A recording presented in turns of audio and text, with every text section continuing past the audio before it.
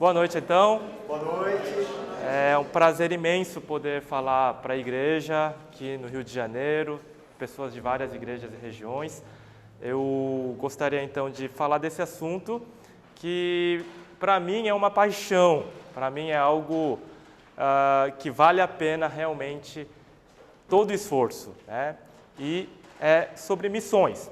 Especificamente, esse recorte reformado, tá? Então, todos sabem que a reforma, então, acontece, e o marco desse evento é em 1517, né, com Lutero, mas algumas coisas aconteceram, antecederam a reforma, né? Já havia uma insatisfação muito grande de tentativas por outros pré-reformadores, como nós sabemos dessa história. Lá na Inglaterra, por exemplo, mais de 200 pessoas haviam já sido mortas porque eles queriam a Bíblia na sua própria língua, porque eles queriam poder orar a Deus em sua própria língua, pregar o verdadeiro evangelho. E por causa desse movimento contra o tradicionalismo, tanto católico quanto da igreja dominante ali, muitos perderam a sua vida. Mas por que então Lutero, diferentemente dos outros, foi melhor sucedido? Obviamente, em primeiro lugar, porque Deus quis que fosse assim naquele momento histórico. Mas também porque algumas coisas históricas aconteceram na soberania de Deus. Primeira coisa, então, foi que as cruzadas eram um projeto missionário. Vocês sabiam disso? Era um projeto missionário da Igreja Católica. Por quê? Na mentalidade da Igreja Católica, o que era missão? Missão era basicamente conquista de território. Então, quando você chega com soldados, até mesmo mercenários contratados, e você vai lá, finca a bandeira da igreja, e você ali coloca um pároco para cuidar daquelas pessoas e com frequência performar os sacramentos, isso já era considerado missões, né? Então, a Igreja Católica tinha um projeto chamado cristandade, que era basicamente trazer o reino de Deus aqui na terra através dessa conquista militar, através da cultura, da política, da economia e de todas essas coisas. Quando você estabelecia ali o domínio católico, isso era missões. Então, nada mais óbvio do que cruzadas, você poder expandir a sua influência para fora da Europa, diante da ameaça, né, que vinha de fora, especificamente dos árabes, dos outros povos mouros, muçulmanos, que estavam invadindo lá a Europa, ganhando vários territórios que antes eram da igreja, tá? Também aconteceram vários descobrimentos, né, através das navegações dos portugueses e dos espanhóis, né, descobrindo as rotas marítimas para as novas terras, tanto aqui na Europa, aqui na América, como lá na Índia. E também acontece o iluminismo, tá? A renascença. Eles começam então a olhar para os clássicos e tudo isso vai ser um momento de muita transformação e vai culminar então com a profunda transformação que foi a reforma, né? Então, vejam só, a minha ideia é o seguinte, que a reforma começou por causa de missões. A missão errada da Igreja Católica vai fazer com que a reforma aconteça na Europa, né? Olha que bênção. Bom, nos livros de história de missões, você vai ver a seguinte crítica para os reformadores. Por exemplo, um dos livros bem importantes aí, né, desse historiador chamado Kenneth Latourette, ele vai dizer: os reformadores foram indiferentes para as missões mundiais por causa da sua teologia falha, tá? Esse é o que um dos autores dizem. Outro autor importante, historiador muito respeitado, o Herbert Kane, vai dizer: as forças espirituais liberadas na reforma, né, falharam em produzir qualquer atividade missionária, né? Outro importante historiador, nesse livro História das Missões, vai dizer: havia pouquíssimo interesse dos reformadores por missões. As igrejas da Reforma não achavam que missões eram uma obrigação da igreja. E essa autora também vai dizer algo semelhante. A doutrina da predestinação, ensinada pelos calvinistas, fizeram missões irrelevantes se Deus já escolheu aqueles que salvaria. Tá? Então, olha só, os livros mais importantes de história da igreja e de história das missões, tanto no português como em alguns livros em inglês, todos eles invariavelmente vão dizer isso, que os reformadores, Calvino, Lutero, Zwingli, todos aqueles irmãos do passado, não estavam nem aí para missões, né? Uau, que problemão que a gente tem para tentar resolver hoje à noite, não é mesmo? Mas vamos lá, eu tenho certeza que vocês estão aqui animados e eu também. E esse problemão aqui tem solução, tá, irmãos? Bom, tudo começa, na verdade, com o primeiro missiólogo, tá? E esse primeiro missiólogo, ele viveu nesses anos aqui, ó, 1834 a 1910. Ele era um alemão chamado Gustav Werneck, tá? E ele foi o primeiro a colocar e a popularizar essas ideias de que os calvinistas, de que os reformadores não fizeram missões, tá? Então ele vai fazendo na sua análise, ele foi o primeiro a fazer essa análise histórica, dizendo, olha, é doloroso concluir que Calvino e Lutero tinham uma visão essencialmente defeituosa da missão da igreja, né?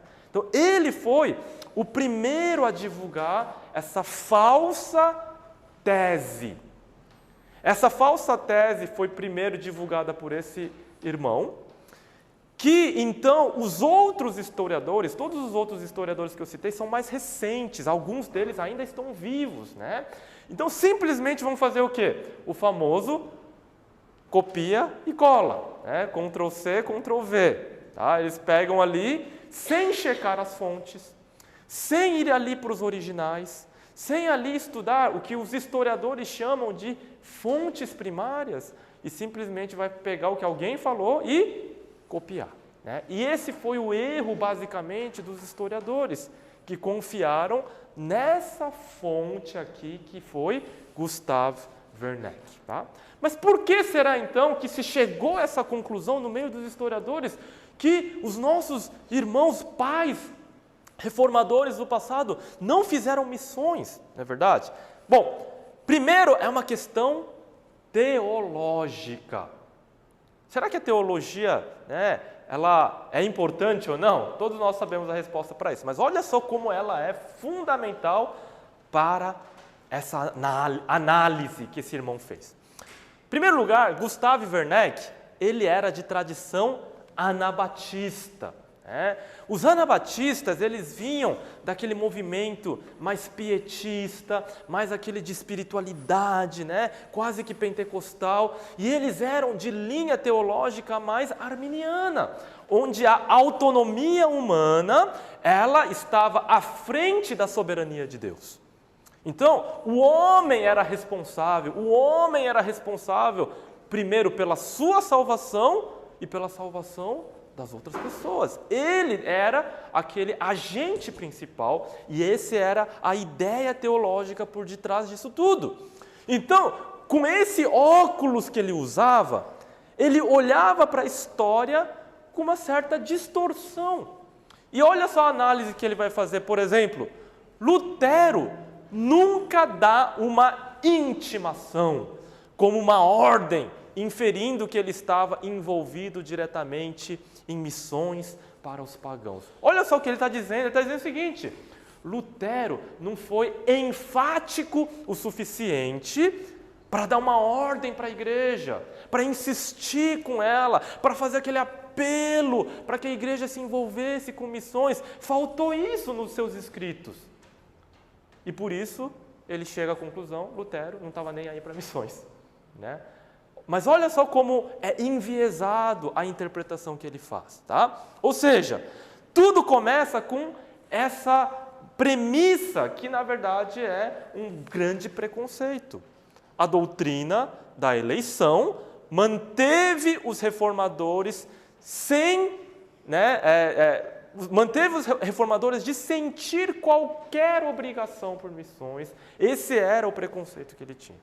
Era inconcebível que alguém que acreditasse em predestinação e soberania de Deus pudesse estar envolvido com missões. Portanto, essa foi a sua conclusão. Então, a origem de todo o problema, na verdade, ela é teológica. A teologia que vai, então, conduzir aí essa interpretação, e aí isso vai sendo divulgado, até que quando você repete algo 1000 vezes, isso tende a se tornar como se fosse uma verdade, não é verdade, né? Então, foi isso que aconteceu primeiramente. O segundo erro aí é missiológico. Gustav Werneck tinha também uma visão missiológica bem particular. E que visão era essa? Ele estava ali dentro daquele pensamento tipicamente positivista do século XIX. O que é isso, né? Trazendo para o chão aqui? É o que nós estávamos discutindo, Paulo, no almoço. Sabe aquela ideia de que um estrangeiro chega tal e fala assim, né? Não, porque a verdadeira espiritualidade é como que a gente faz lá em casa, lá no nosso país. E vocês aqui não sabem, é assim que se faz. Sabe esse senso de superioridade com que alguns missionários chegam para alguns países menos desenvolvidos e querem impor de uma certa maneira a sua maneira de fazer igreja, de entender o culto e todas essas coisas? Essa era a visão basicamente, né, de muitos missionários, não todos, no século XIX. Por quê? Porque ali existia aquela ideia de que o europeu, ele era superior, né? Até mesmo o europeu era superior aos americanos, né? Os cowboys lá, aqueles, né, que estão lá no oeste americano, explorando tudo lá, e eles eram os civilizados. E muitos entendiam que missões era o quê? Levar civilização. E esse entendimento era o que primeiro estava na ideia desse primeiro missiólogo. Segunda coisa que ele vai olhar e criticar para os reformadores é que não havia nenhuma referência para uma empreitada missionária sistemática. O que ele está dizendo? Ele olhando e lendo os textos e os escritos, estudando a história do que aconteceu na Reforma, ele vai perceber que não havia, por exemplo, agências missionárias. Pessoas que estavam ali focadas na tradução de Bíblia, como existem algumas agências missionárias hoje. Agências missionárias que estavam focadas no transporte de missionários com aviões. E outras, né, outras estruturas muito específicas para o avanço missionário entre outros povos do mundo. Mas olha só, ele está analisando a história, de novo, dessa vez com uma lente missiológica do seu tempo, lá do século XIX, quando essas agências missionárias já estavam atuando, já estavam trabalhando, já estavam estruturadas, e ele vai comparar o seu tempo com o tempo dos reformadores. E aí é injusto, não é verdade? Você pode comparar a época do computador e da datilografia? Né? Claro que não. Da mesma maneira, ele está fazendo essa comparação. Ele diz que os reformadores não fizeram missões porque eles não tinham todas essas estruturas sofisticadas que ele tinha lá no tempo dele, no século XIX. Tá? Ou seja, a ideia de missão que Gustav Werneck tinha era muito diferente. E com essa definição é que ele vai analisar, então, a ideia dos reformadores. E isso é simplesmente injusto, tá? Bom, então vamos lá. Agora nós vamos entrar para vocês entenderem como sim os reformadores estavam engajados em missões. Eles tinham um coração por missões, eles eram também sim apaixonados por missões, e é isso que nós vamos entender. Primeira coisa que nós precisamos entender: quando você compara o século XIX, ou até mesmo o século XXI, com a era dos reformadores, existe uma grande distância, um certo anacronismo. Primeira coisa, ali, no início da reforma, muitos desses países como a Suíça, a Holanda, né, a Inglaterra, todos esses países onde a reforma tomou lugar, eles não estavam ainda envolvidos com as grandes navegações. Os pioneiros nessa área foram os portugueses, os italianos e os espanhóis, nações tipicamente católicas. E até mesmo hoje, em vários vilarejos e cidades menores desses 3 países que eu citei, a reforma nunca chegou. Nunca. Nas capitais como Lisboa, Barcelona, Madrid, né, Milão, Roma, existem várias igrejas evangélicas hoje. Mas no interior, você caminha aí 100 quilômetros, 200 quilômetros para dentro desses países, para o interior, você vai ver lugares onde a idolatria, o obscurantismo, o misticismo reina e é pior até do que muitos lugares do interior aqui do Brasil, em termos de evangelho presente ali. Né? Então, mas essas nações foram as primeiras ali no ano 1492, 1500, né, a terem esse processo de navegação. A reforma acontece em 1517, é muito recente. Então, esses países não estavam ainda, né, com as suas companhias e suas empresas prontas, com as suas navegações indo para o mundo todo. Ainda não estava acontecendo isso, em primeiro lugar.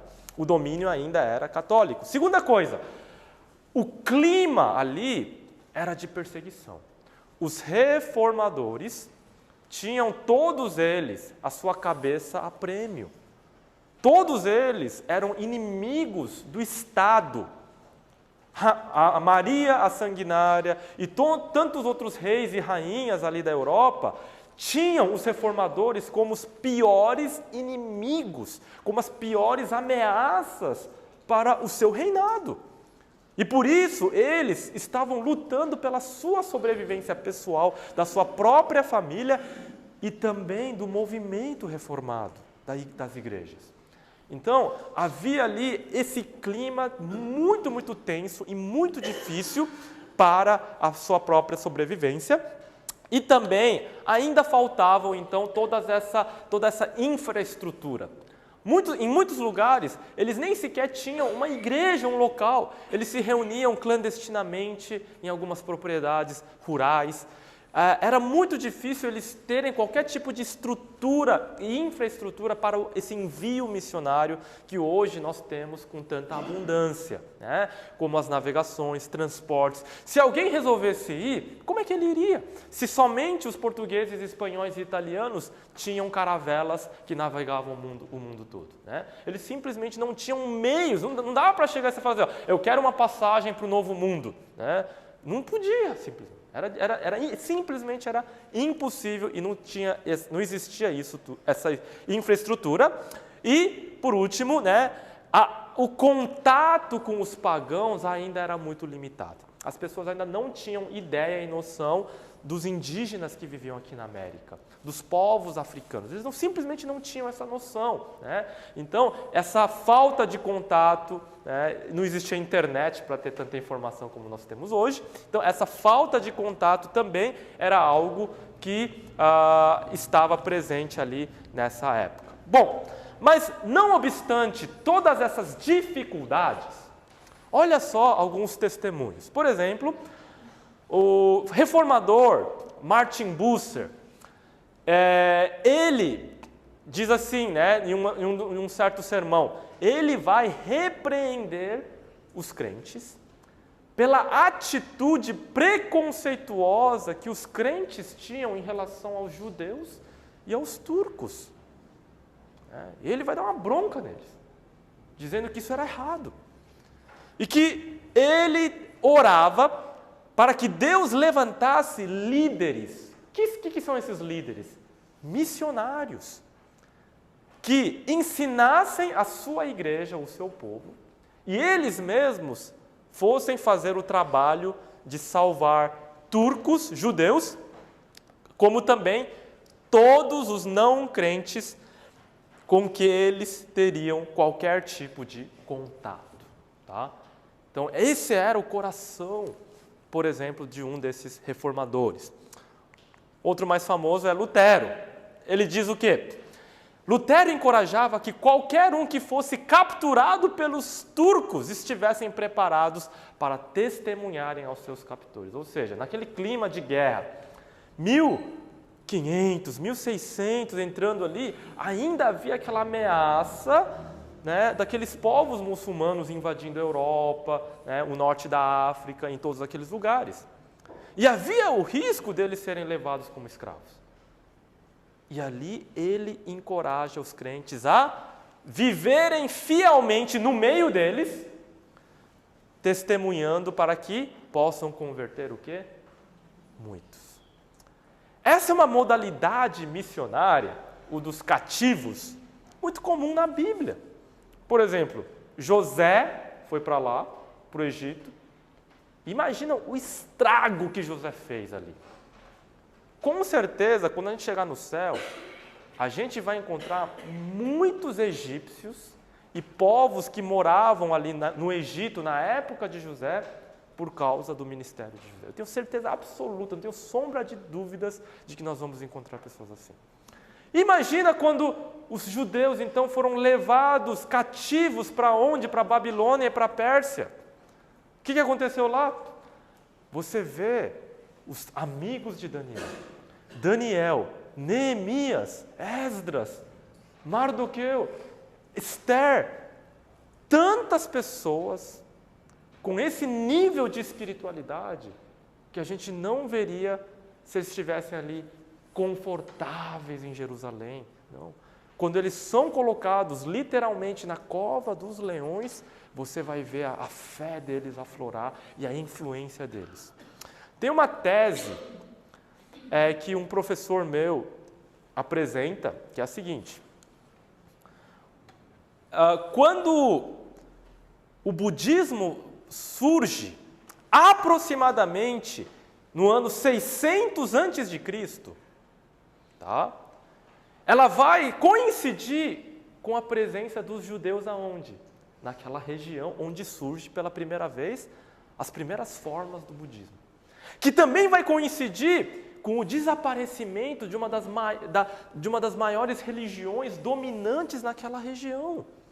O paganismo ali dos babilônicos. Sabe qual que é a tese?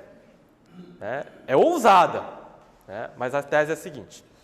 Que quando os judeus chegaram ali na Pérsia e na Babilônia, foi um impacto tão grande, tão grande, tão grande, que a religião dominante ali já não dava mais respostas para as pessoas. Porque imagina, aqueles 3 amigos de Daniel entrarem na fogueira, o rei dali olha, um quarto semelhante a filho de homem está andando, e eles saem ali ilesos. Imagina isso na vista de todo mundo. Imagina o impacto que aquilo causou. Quando Daniel sai são e salvo ali da cova dos leões, imagina o impacto que isso causou. Daniel, ele é nomeado. Qual que era o título de Daniel lá no mundo antigo, na Pérsia? O líder dos magos. Ele era o líder dos magos. O que significa isso? No mundo antigo, hoje, qual que é o ministério mais importante no governo? Hoje é o da fazenda, é o da economia. Por quê? O Deus desse século é o dinheiro. Mas e naqueles tempos antigos? O ministério mais importante não era o militar, não. O mais importante era o sacerdote. Por quê? Porque os sacerdotes, quando eles abriam uma galinha e olhavam ali para as entranhas, né, eles conseguiam interpretar, como se joga búzios aí hoje, para ver o quê? Qual era a vontade dos deuses. Se era ir para a guerra ou não era. Então essa era uma função fundamental, a mais importante que eles entendiam. E quem que está naquele posto? Daniel. Quem que está nesse posto? José. José não era um administrador. Ele só subiu ali porque ele interpretava sonhos. E Daniel também subiu para aquele posto porque ele interpretava o quê? Sonhos. É uma função espiritual. Então, esse impacto causado pela presença do povo de Deus ali, na Babilônia e na Pérsia, vai fazer com que a religião dominante ali não faça mais sentido. Só tinha duas opções. Ou eles se convertem para essa nova presença, para o Deus de Israel, ou eles precisavam de uma nova resposta. Aqueles que não se converteram, vieram com uma nova resposta. E uma das respostas foi as primeiras formas do budismo começaram ali. Né? Tal foi o impacto causado ali. Né? Vocês conhecem a história da serva de Naamã, não é mesmo? Aquela menininha, a gente nem sabe o nome dela. Uma das curiosidades que eu vou tirar lá no céu é saber como é seu nome. A Bíblia nem fala o nome dela. E ela foi levada cativa. O seu captor, o seu algoz, aquele que provavelmente mandou matar os seus pais, incendiou a sua cidade e estava escravizando ela, é acometido de quê? De lepra. Se eu fosse ela, no lugar dela, o que eu faria? Ai, glória a Deus. Queima Jesus. No lugar dela, dizer o quê? Tomara que tenha uma morte sofrida, lenta e dolorosa. Eu vou curtir cada momento disso. Mas eu não sou tão espiritual quanto essa menina. Que não ficou amargurada com a situação dela, pregou o evangelho, uma boa notícia. E que boa notícia foi essa? Ah, se o meu Senhor conhecesse o servo de Deus que está em Samaria. Quando ele ouve essa boa notícia, ele vai atrás lá e a gente sabe o resto da história, não é verdade? É isso que está na mente de Lutero.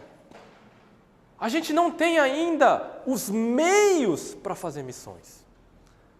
Mas se Deus levantar algum de nós para sermos escravos no meio dos turcos, dos muçulmanos, entenda que isso é um envio missionário de Deus e viva isso lá.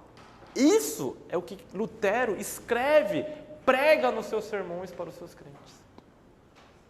Você acha que ele não tinha espírito missionário, paixão missionária? E agora nós chegamos em Calvino. Né?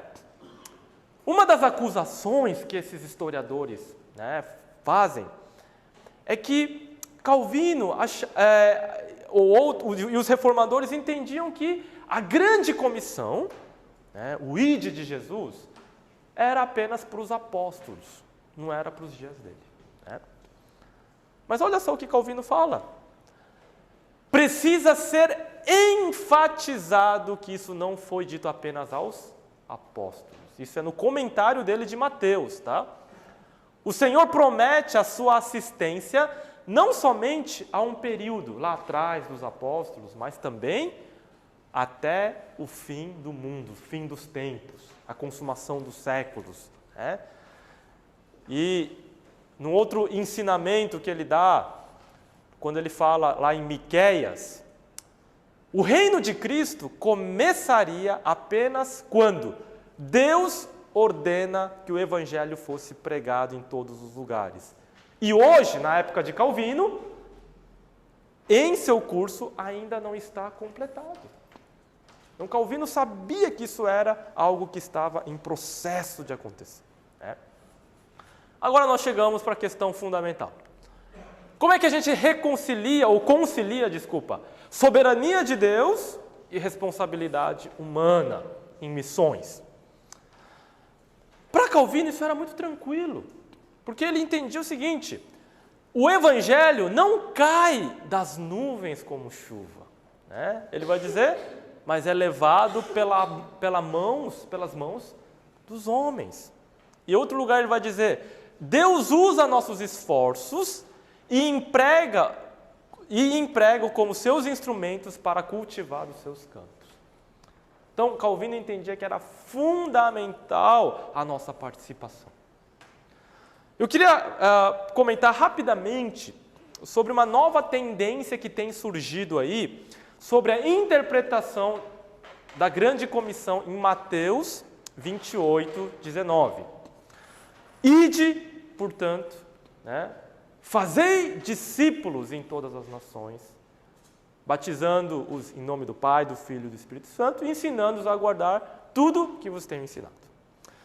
Alguns autores mais recentes, em livros, principalmente de discipulado, têm disseminado a seguinte ideia: o ide não é imperativo. O único verbo imperativo é o fazer discípulos. Então, uma das maneiras de você traduzir ali esse texto seria: façam discípulos, essa é a ordem. Indo, na medida que vão, quando forem, batizando e ensinando. Então essa é a tradução que muitos desses livros, hoje em dia, recentes, trazem, reinterpretando a grande comissão. Eu escrevi um artigo sobre isso, está publicado, depois, quando lançar e quando estiver na internet, eu posso disponibilizar para o reverendo Paulo e ele pode mandar para vocês, que na verdade, o ide ali, ele é um particípio de circunstância atendida. O que é isso? No grego, ele é uma construção bem típica para dizer que o imperativo, o verbo principal, fazer discípulo, ele empresta toda a sua força imperativa para o verbo ide. E o ide, colocado ali na frente, ele traz, na verdade, o senso de urgência e o aspecto imperativo também. Tá? Então, quando na nossa Bíblia, na revista é atualizada, diz lá, ide, portanto, fazer discípulos, os tradutores, eles não erraram, eles estavam certos nessa tradução. O que é o ide, afinal de contas? Alguns de nós podemos ter o chamado, como meu tio, como meu pai, que aos 60 anos de idade, foi para a África. Viveu 3 anos no meio de um povo, numa ilha distante, sem energia elétrica, sem saneamento básico, sem água encanada, sem nada. Plantou uma igreja lá no meio desse povo. Como meu irmão que está se preparando para ir para missões transculturais. Pessoas que têm um chamado específico para sair do seu contexto, ir para um outro lugar, para uma outra cultura, levar o Evangelho. Mas esse ide, essa ordem, é para todo crente. Eu estava hoje, vindo para cá, peguei um Uber. E ali eu poderia conversar com esse motorista sobre o tempo, sobre futebol, sobre tantas outras coisas. Mas precisou, mentalmente, espiritualmente, uma decisão. Eu precisava ir até ele. E como é que eu vou até ele? Cruzando ali, não oceanos, mas aqueles poucos centímetros que me separavam dele, dentro do próprio carro. Era perguntar: você tem uma Bíblia em casa? Você lê a Bíblia? Você conhece Jesus? E ir até ele. E essa é a ordem. A ordem que Jesus nos dá é que, para a maioria de nós precisamos intencionalmente abrir a porta do nosso apartamento, bater na porta do vizinho ali da frente, que muita gente nem sabe o nome, não é verdade? Fala, olha, tudo bem, ó, eu sou o seu vizinho, qualquer coisa, se você precisar, estou aqui disponível 24 horas, não tenha medo de me acordar. Né? Começar intencionalmente uma amizade, relacionamento e falar de Jesus. Esse é o ID que todos nós precisamos cumprir. Alguns recebem o chamado para ir para o Amazonas, para ir para o Nordeste, para o Sertão, para ir para o mundo muçulmano. Mas toda a igreja precisa estar o quê? Envolvida nisso. Porque essa é a responsabilidade humana. É isso que os reformadores colocaram. Mas olha só, talvez nem todos vocês aqui sejam calvinistas, acreditem na doutrina da predestinação. Mas quando eu tenho essa teologia da predestinação e da soberania de Deus e sou um missionário, olha, eu vi isso do pastor John Piper numa conferência missionária. Imagina a seguinte situação, você pega, eu tenho 2 filhinhos pequenos, um de 3 anos e outro de 1 ano. E, de repente, Deus fala assim, Shum, vá evangelizar tal povo em tal lugar. Mas é um povo feroz, um povo fechado, um povo que pode te atacar a sua família. Saiba disso. Mas eu tenho aquela convicção que Deus falou, você tem que ir.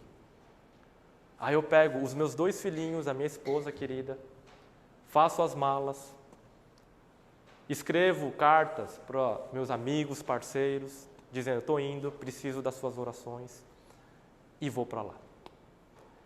Que garantia eu tenho de que eu vou ser bem-sucedido nessa missão, se Deus não é soberano? Se Deus não elegeu aquele povo e Ele não tiraria a minha família de um contexto de segurança, de paz, de liberdade religiosa, para ir para um lugar onde não tem liberdade nenhuma, onde há risco, onde há perigo real. Como é que você vai para lá sem essa convicção de que Deus vai garantir o sucesso da missão? Eu não tenho essa fé. Eu não teria essa fé. Então, a doutrina da predestinação, da eleição de Deus e da soberania de Deus, me dá essa âncora segura que, se Ele chama qualquer pessoa para ir fazer isso, sim, eu preciso fazer a minha parte. Eu preciso estudar a língua daquele povo, a antropologia para entender os costumes culturais daquele povo, para ir até eles. Mas o fundamental não é o quão bem eu vou estar preparado. O fundamental é que Deus vai estar comigo garantindo esse sucesso. Né?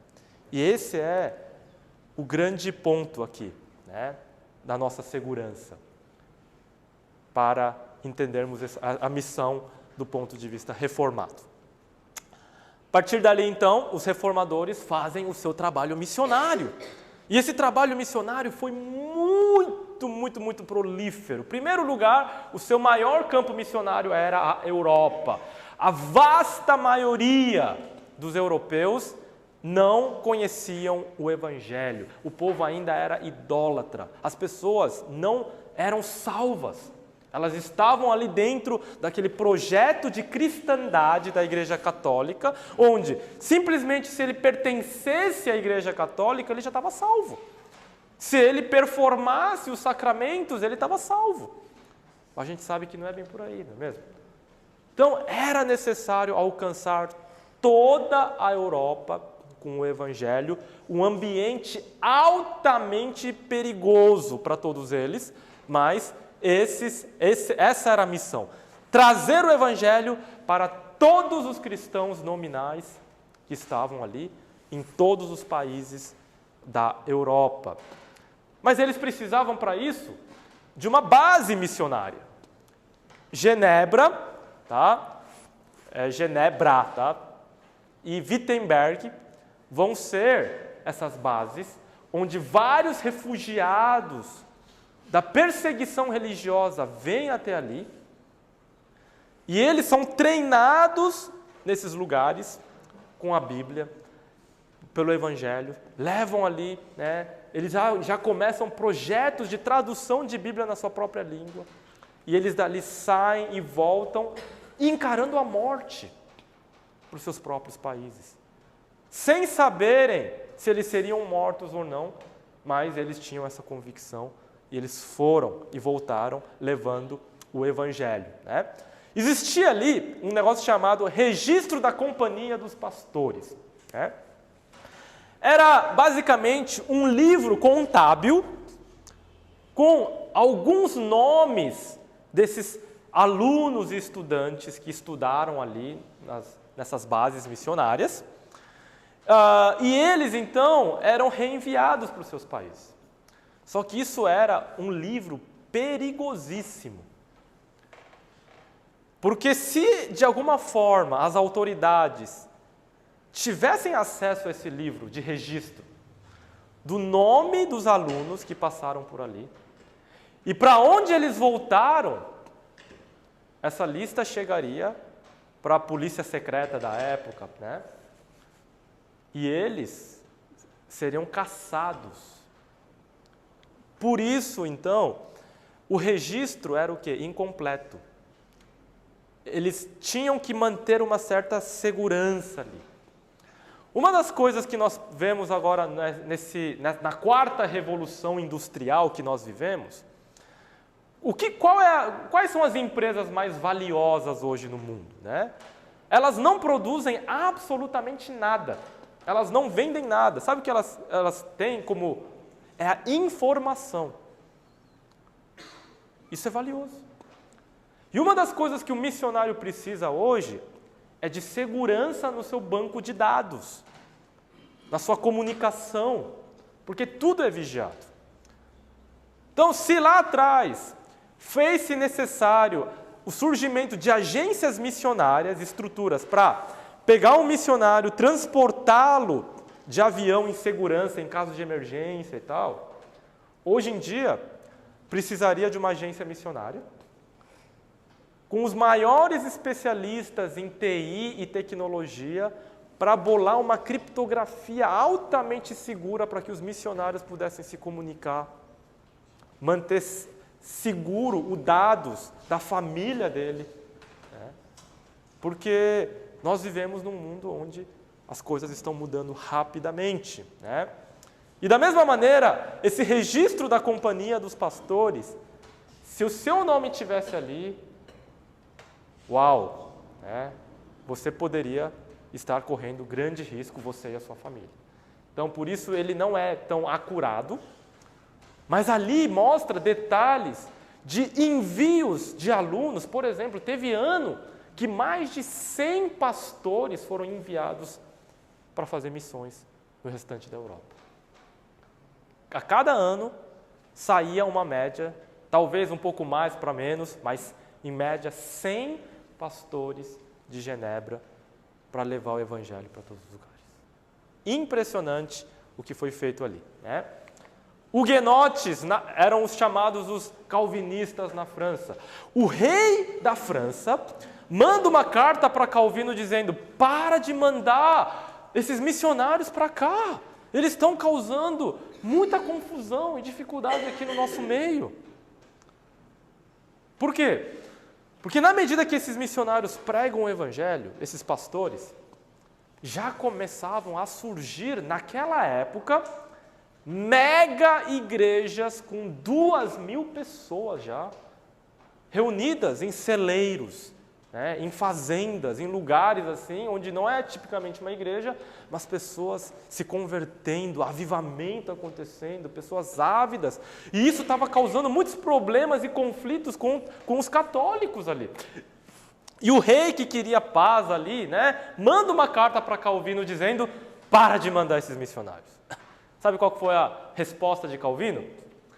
Ele vai escrever a obra magma dele, as institutas da religião cristã, e no prefácio ele escreve para o rei da França para dizer, olha, eu poderia escrever uma carta só, mas olha aqui, estou escrevendo um compêndio teológico para que você entenda que não se trata de nada absurdo, isso é uma volta para o cristianismo dos apóstolos, dos pais da igreja, né?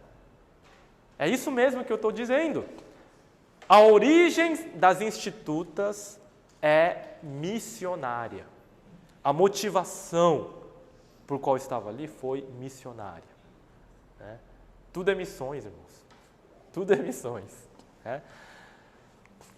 O pai do presbiterianismo foi John Knox, um dos estudantes de Calvino, né, que levou a reforma para a Escócia e dali surgiu o nosso sistema de governo presbiteriano, né? A Polônia teve um grande reformador chamado Jan Laski, que levou também a reforma para a Polônia, né? Ele começou a pregar o evangelho ali, traduzir a Bíblia. A Hungria é muito interessante, né? Ela começa com esse pré-reformador John Hus, que foi morto, né, queimado na fogueira, mas a Hungria passa por uma invasão, né, por uma guerra, o rei foge, aí um vácuo de poder se instala, alguns nobres começam a brigar pelo poder, e muitos desses nobres se convertem. E oficialmente começam a implantar a igreja reformada na Hungria. E até mesmo depois que a cortina de ferro foi alçada ali na época da União Soviética, na época do comunismo, a Hungria manteve a sua igreja reformada. E até hoje, se você vai para a Hungria, a igreja reformada da Hungria continua viva, com uma igreja, né, ali presente, muitos irmãos, muitos convertidos. E o restante da Europa, né, Bélgica, Holanda, o leste europeu e vários outros lugares. Quando a oportunidade se apresentou, né, para fazer missões fora da Europa, Calvino não pensou duas vezes. Chegou então uma possibilidade de enviar missionários para um lugar distante, chamado Brasil, né? Que foi nomeado depois de um nome, de uma árvore que dava uma tinta vermelha. Tá? Aqui, na Baía de Guanabara. Então todos conhecem essa história da colônia, né, da França Antártica, dos franceses que se instalaram aqui. Quando surgiu essa oportunidade de Calvino mandar seus alunos, 2 pastores, mais 11 crentes, ele não ficou pensando, não. Vamos reunir o conselho, nós vamos estudar o projeto missionário e a resposta vai vir depois de 1 ano, 2 anos, 3 anos, 4 anos. Não, Calvino não pensou duas vezes. Essa é a oportunidade de ouro que Deus nos deu para colocarmos missionários num navio com colonizadores. Não teve nenhum lugar onde ele teve alguma dúvida se isso era a vontade de Deus ou não. Ele simplesmente manda 2 pastores, mais 11 crentes para vir para cá. Né? Infelizmente, né, o capitão, o governador, né, ele era uma pessoa louca, né? Ele era um filho de Belial, para não falar coisa pior dele, matou vários desses irmãos, 3 irmãos foram mortos, um dos irmãos ali consegue fugir, ainda fica 9 anos escondido na selva, pregando para os indígenas, até que ele é capturado e morto também, né? Mas a intenção era essa, pregar o evangelho para os índios tupinambás que moravam aqui nessa região da Baía de Guanabara, né? Então, ele foi, então, muito ativo nisso, patrocinado, né, pela Companhia dos Pastores, do registro dos pastores ali. Todos eles, então, patrocinaram essa vinda para o Brasil, tá? Bom, depois de alguns anos, a Holanda vai se tornar uma das grandes potências náuticas do mundo. Eles vão entrar, então, para as navegações, para o comércio, né, para a colonização. E quando isso acontece, em cada navio mercante holandês havia um missionário. Em cada um deles havia um missionário e eles levaram o evangelho para a Indonésia, né? Esses dias eu fui pregar numa igreja holandesa em São Paulo. Quando eu recebi o convite, o que eu esperava? Um monte de idosos holandeses, loiros ali. Aí eu estou lá, né, pronto para pregar, começa a entrar quem? Um asiático, outro asiático, outro asiático. Peraí, isso aqui não é uma igreja holandesa? Aí depois do culto que eu fui entender, não, nós somos da Indonésia, nós somos reformados, porque somos ex-colônia da Holanda. Então, tinha mais indonésio do que holandês naquela igreja, né? E todos sabem da história de Maurício de Nassau, na Bahia, como em Recife, a herança positiva que eles deixaram. Sabe quantas igrejas existiam em Recife, na época dos holandeses? 200 igrejas. Imagina, Olinda é muito menor do que Icaraí. Olinda é muito menor do que Icaraí. E tinham 200 igrejas ali. 200. Consegue imaginar o que é isso? Praticamente todo mundo ali era crente, né? Mas a gente sabe que houve as guerras, né? Os jesuítas foram lá com os portugueses, expulsaram todo mundo e tal. Um holandês chamado Justus Herminius, ele em 1600 vai chegar como pioneiro missionário na Índia, 200 anos antes de William Carey, que é considerado o primeiro missionário moderno, né, protestante. Não, 200 anos antes, já tinham reformado lá, pregando o evangelho para os hindus ali da Índia. E um puritano, né, chamado John Eliot, esse pastor, que foi um missionário pioneiro entre os indígenas norte-americanos lá nos Estados Unidos. Tudo isso quando o quê? Quando tiveram a oportunidade. Então, só faltou a oportunidade, só faltou a estrutura. E quando eles tiveram, eles não deixaram barato, eles fizeram missões. Bom, Gisbertus Voetius, ele foi o primeiro missiólogo reformado. Isso em 1622. Quando então a Companhia das Índias Orientais holandesas começou as navegações, ele como um estudioso começou a pensar missões. E formou o primeiro centro de treinamento missionário para os pastores que iriam nessas campanhas de colonização. E ele vai fundar esse seminário índico que vai durar 10 anos. E em 1626, a primeira missiologia, um livro de missiologia protestante, 100 anos depois da reforma, já estava publicado, né? Isso é algo realmente interessante, né? Marcante, impactante. E os povos a serem alcançados por eles eram judeus, muçulmanos, hereges. E para cada grupo aí tinha uma estratégia diferente de como evangelizá-los. E a visão era ampla, era de plantação de igrejas, era de reforma social, tá? Então trazendo impactos e mudanças profundas na sociedade, educação, medicina, suporte financeiro, né? Então essa era a visão, tá? Para a gente terminar então, vocês estão convencidos então de que os reformadores foram missionários ou não? Sim. Está mais do que provado, certo? Sim. Agora vem para nós. E nós? Vamos continuar com essa tradição reformada, esse zelo e esse ardor missionário? Sim ou não? Sim. Então, olhemos para a Bíblia.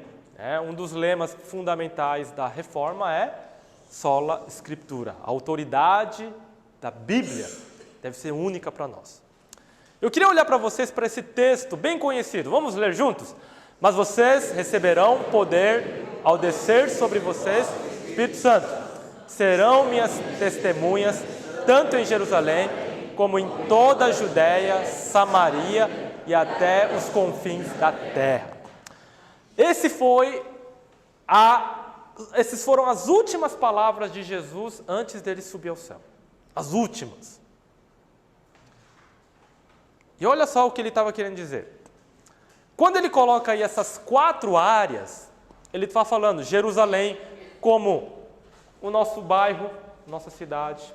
A missão da igreja presbiteriana aqui de Icaraí, a Jerusalém de vocês é essa, nossa cidade e bairro. Né? O pastor estava me contando do ministério da EBF, né, que serve as pessoas ricas, as crianças que moram aqui, e como isso tem impactado muitas famílias. Né? Isso é algo interessantíssimo, louvável. Mostra a questão, né, da Conferência Reformada. Judéia era o Brasil, é o país ali. Judéia é o país, então o evangelho precisava ser levado ao país ali, toda a Judéia, até a Galiléia, todas aquelas regiões. E o Brasil tem muitos lugares onde o evangelho ainda não chegou, ainda é pobre. Existem 8 grupos menos evangelizados no Brasil. Os ricos dos mais ricos e os pobres dos mais pobres. Entre eles, a porcentagem de crentes é baixíssima. Existem os ciganos, existem os quilombolas no nosso país, indígenas, ribeirinhos, sertanejos, os surdos. Então, todos esses grupos dentro do nosso país representam ali uma grande população que ainda tem baixíssimo, né, percentual de evangélicos. Eles não ouviram ainda falar de Jesus. Samaria são aqueles excluídos, ninguém gostava dos samaritanos. Né? Então, as prostitutas, os samaritanos, os publicanos eram todos colocados na mesma categoria. Hoje, se um travesti entrasse aqui na igreja, como ele seria recebido pela igreja? Né? Se um homossexual entrasse na igreja, como ele seria recebido na igreja? Então, esse é um ponto interessante para nós pensar. Tá? E, por último, os confins da terra. Estima-se que existam ainda 5.000 povos e etnias que ainda nunca ouviram sequer falar de Jesus. Se você fala assim, quem é Jesus? Eles nunca ouviram falar desse nome. Tá? Eles não têm nenhum versículo da Bíblia sequer traduzido na língua deles, e não tem nenhum crente sequer ali que tenha contato com outras pessoas que possivelmente possam ser evangelizadas. Né? Então, nessa ordem de Jesus, vem a pergunta. Essas 4 áreas eram para ser progressivamente alcançadas ou simultaneamente? Aí vem a exegese, né? Aí vem a correta interpretação da Bíblia. A maioria das pessoas pensa que isso daqui, essa ordem de Jesus, era simultânea. Então, você planta uma igreja, começa lá com 20 pessoas e começa alcançando o seu bairro.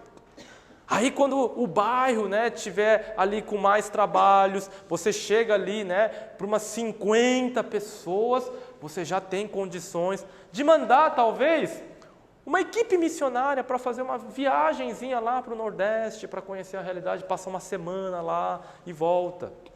Aí depois, quando a igreja cresce mais um pouco, ela chega a ter 100, 200 pessoas, ela já olha para os mendigos, né? Já olha para pessoas ali, né, excluídas pela sociedade, e ele começa a fazer trabalhos para alcançar essas pessoas.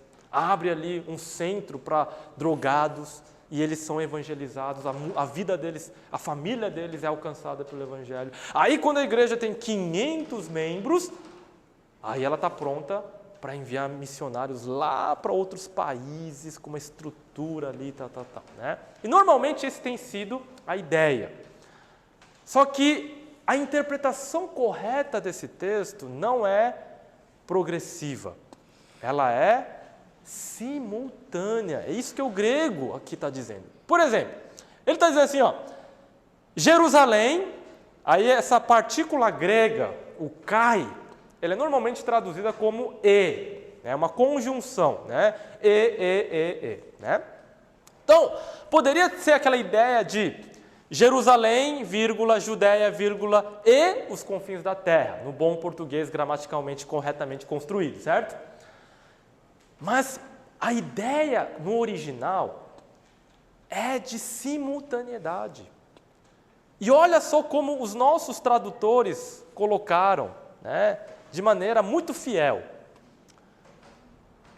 Serão minhas testemunhas, tanto em Jerusalém como em toda a Judéia e Samaria e até os confins da terra. Não tem essa ideia, não tem no original tanto em como em toda até. Não tem, é simplesmente cai. Mas para que capture bem essa ideia de simultaneidade, ele coloca o quê? Tanto em como em toda e até. O que isso significa? Que implicação prática isso traz? Que toda igreja, não importa o tamanho e o seu poder financeiro, ela deveria estar atuando nessas 4 áreas simultaneamente. Porque quando a igreja fala assim, Jesus, eu vou só cumprir uma parte, eu vou olhar só para o meu bairro, sabe o que ele está dizendo na verdade? Eu vou ser só 25% fiel. Eu não quero dar totalmente, eu não quero me entregar totalmente, só 25%. Ele está dizendo que, na verdade, se você pegar o contrário, eu vou ser 75% infiel. 3/4 eu vou ser infiel na tua missão. Mas por quê? Porque muitas pessoas entendem que missão se faz com dinheiro. E não é isso. A Bíblia diz que é no poder do Espírito Santo que serão meus testemunhas. Então, pode ser uma congregação que está começando. Ele tem condições de mandar R$50 que seja para um missionário, mas não vai ser os R$50 que vai fazer grande diferença para aquele missionário que está lá no mundo muçulmano, mas ele saber que tem uma congregação de pessoas fiéis que estão lá orando por ele todos os dias. E isso é o ponto fundamental mais importante. Qualquer um pode pregar o Evangelho. A igreja toda tem que estar envolvida nisso. Sola Escritura é um ponto fundamental da reforma. Eu acho que queimava no coração dos reformadores não ter as estruturas para poder levar o Evangelho para as outras nações na época. Porque quando abriu uma janelinha, eles aproveitaram. Mas hoje a gente tem tantas condições, existe tanta oportunidade, estruturas bem formadas e oportunidades para nos envolvermos com missões. Né? Já estou terminando, irmãos. Para terminar, então, eu queria dar um exemplo muito interessante. Quando a Inglaterra começou o seu projeto de navegação, ela rapidamente, né, dominou então o mundo todo para se tornar a senhora dos mares. Então, a Espanha era a grande potência. Então, na época da Rainha Vitória, a Espanha, com toda a sua esquadria, né, de grandes caravelas, com toda a sua potência militar, vai invadir a Inglaterra. Né? E eles iam massacrar a Inglaterra. E a Rainha Vitória tinha assumido o quê? A fé evangélica protestante, reformada. E era uma luta, na verdade, entre os católicos e os protestantes. E ali no Canal da Mancha, aquele potencial gigantesco, era uma luta de Davi e Golias, era incomparável. Porque os navios ingleses ainda eram de piratas, eram pequenininhos, enquanto que as caravelas espanholas eram o que eles tinham de mais moderno, mais potente, grandioso na época. Mas Deus manda ali uma tempestade, um temporal.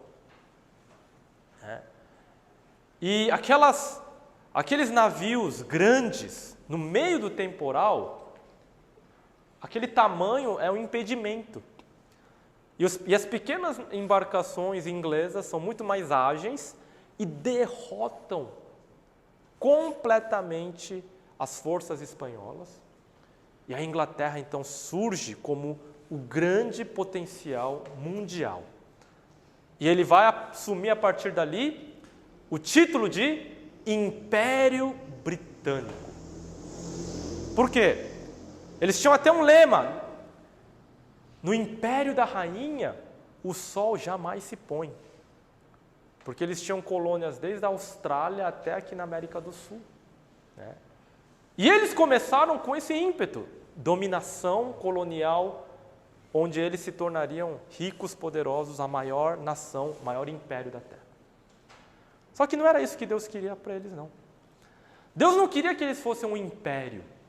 Deus queria que eles fossem uma grande nação. Qual que é a diferença de império e nação? Império é o quê? Você fica rico, poderoso, e você quer tudo para você mesmo, você é superior e você domina os outros.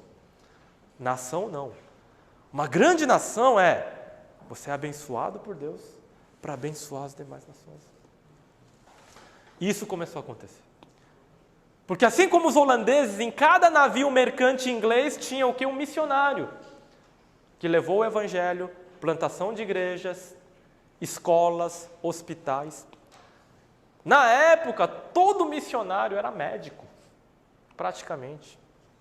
E eles chegaram, transformaram vários lugares. E aí chegou a época que as colônias britânicas estavam ganhando a sua independência. Algumas lutaram e foram à força, como nos Estados Unidos, né? Mas outras não. E quando finalmente chegou a época, olha, vamos nos separar, vocês ficam aí, a gente fica aqui. As colônias disseram, não vai embora não. Nós queremos vocês aqui. Olha o exemplo de Hong Kong. As manifestações que estão acontecendo ali, eles não querem a China. Eles querem a maneira como os ingleses ensinaram eles. E aí eles formam o quê? O Commonwealth Nations. O que significa isso? As nações que têm as riquezas em comum. Eles formam uma Liga das Nações, onde tem as riquezas em comum. Uau! Por quê? Porque o Evangelho transformou tudo aquilo. O Brasil está caminhando para isso. Eu acho que o Brasil tem todos os recursos, tem uma igreja muito forte, o potencial gigantesco para ser isso. Mas Deus só não está abençoando mais o nosso país economicamente, porque esse é o padrão. Em todos os lugares onde houve um grande avanço missionário, a economia daquele país sempre decolou. É o caso da Inglaterra, da Holanda, dos Estados Unidos, que hoje é a maior nação que envia missionários no mundo, continua sendo. A Coreia do Sul, né, que é o segundo país que mais envia missionários, um paísinho bem pequenininho, tem nem sequer metade, né, de crentes que tem no Brasil, e eles têm 3 vezes mais missionários que o Brasil, transculturais. Irmãos, esse é um dos textos da Bíblia que me impacta profundamente. Ele diz assim: quando o Altíssimo distribuía as heranças às nações, quando separava os filhos dos homens uns dos outros, fixou os limites dos povos segundo o número dos filhos de Israel. O que esse texto está dizendo? Que quando Deus estava criando os japoneses, os Yanomamis, os Fulas, cada povo, cada nação na terra, Deus usou um critério. Que critério foi esse? De acordo com o número dos filhos de Israel. Por que vocês acham que Deus usou esse critério? Por que Deus usa esse critério para criar cada etnia, nação na terra? Existe no mundo hoje cerca de 17 mil etnias. Quase 7 mil línguas diferentes. Por que Deus usa esse critério? Sabe por quê? Porque nos planos eternos de Deus, cada israelita, ele era um missionário para cada um desses povos. Olha só o que diz Gênesis 46. E os filhos de José que nasceram no Egito eram 2, Todas as pessoas da casa de Jacó que vieram para o Egito foram 70. Todas as pessoas que descenderam de Jacó foram 70. Sabe onde aparece esse número 70? Em Gênesis capítulo 10, que é a lista das nações que existiam na época. 70 povos, 70 israelitas.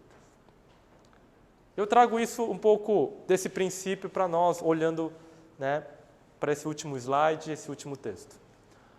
Vós sois raça eleita, sacerdócio real, nação santa, povo de propriedade exclusiva, a fim de... Qual que é o nosso propósito? Proclamar as virtudes de Cristo. Existe no Brasil cerca de 5.000 igrejas presbiterianas no Brasil todo. Entre congregações e igrejas, cerca de 5.000. E sabe quantos povos não alcançados pelo Evangelho existem no mundo? Cerca de 5.000. O meu sonho pessoal é esse. É ver cada igreja presbiteriana adotando para si um povo. Imagina o cenário número 1. Uma igreja grande, 1.000, 2.000 membros. Ele recebe essa missão. Vocês vão ficar responsáveis por tal povo.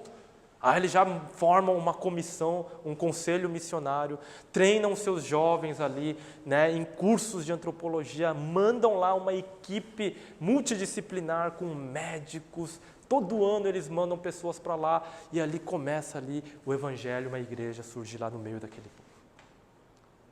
Mas uma congregaçãozinha de 50 pessoas, lá no interior ali desses rincões do Brasil, também recebe a mesma missão. Vocês vão ficar responsáveis por esse povo, de tal lugar.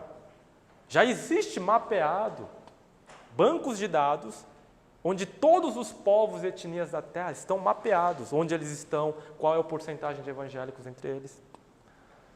E essa congregaçãozinha de 50 pessoas também recebe essa missão, imagina. Eles vão lá e começam a orar e começam a depositar R$30 todo mês numa poupançazinha, orando, Senhor Deus, levanta alguém para ir lá, um missionário.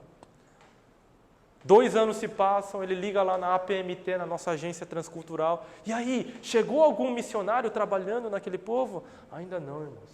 Eles continuam orando. 5 anos se passam e eles recebem a notícia. Um jovem lá da Malásia recebe o chamado missionário e está lá plantando igreja no meio daquele povo. A igreja está em festa.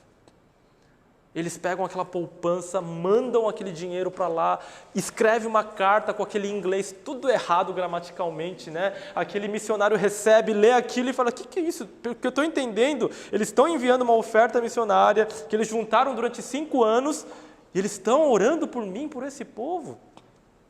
Aquele missionário tem aquele pranto de alegria. Ele vai lá no Google Maps, procura onde é essa igreja e ele vai lá, faz o Street View lá e olha para aquela igrejinha lá no interior do Brasil e fala, uau, esses irmãos estão me apoiando. No terceiro cenário, é uma outra congregação também pequena.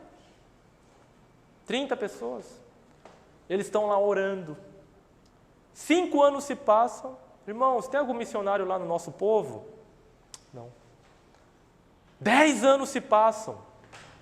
Tem alguém que chegou lá? Tem notícia de alguém lá? Não. 15 anos se passam e nada. Aí uma família, filhos pequenos, jovens, que oraram todos aqueles anos, se levantam e dizem, nós iremos. Vocês vão nos apoiar? Vocês vão orar por nós? Nós iremos. Ainda falta muito, irmãos. Ser reformado significa ter o mesmo zelo missionário que os nossos irmãos do passado tiveram. E o fato é que existem ainda muitos campos aí pela frente, para que a reforma, para que o Evangelho, para que Jesus Cristo esteja ali presente, reinando. Foi um prazer imenso poder falar para os irmãos Queria fazer uma oração final. Senhor Deus, nessa noite, Pai, nós somos ensinados por Ti mesmo sobre a importância de missões, sobre o zelo que os reformadores tiveram por missões, e como nós, hoje, os herdeiros da reforma, devemos, ó Deus, levar adiante essa missão maravilhosa. Senhor, nos abençoe, nos guarde, nos guie, para podermos cumprir tudo isso. Essa é a nossa oração, em nome de Jesus. Amém. Amém. Irmão, só uma última coisa. Se você não é presbiteriano, não se preocupe. Nós, no meio evangélico, nosso apelido carinhoso é sorveteriano, né? Se nós sorveterianos, né, podemos ter esse sonho, 5.000 igrejas presbiterianas alcançar os 5.000 povos, imagina a potência da Igreja Batista, Pentecostal, Assembleia e tantas outras igrejas que, se juntas tiverem esse mesmo foco e visão, o que nós podemos fazer junto pelo reino de Deus, não é verdade? Então, Deus abençoe a todos. Foi um prazer imenso.